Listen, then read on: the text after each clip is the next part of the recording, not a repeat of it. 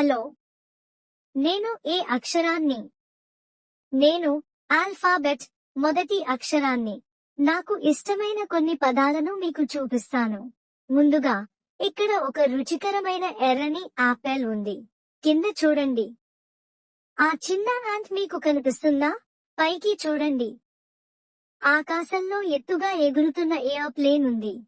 మరియు పైన అంతరిక్షంలో ఒక ఆస్ట్రోనాట్ తేలుతూ ఉన్నాడు. జాగ్రత్త!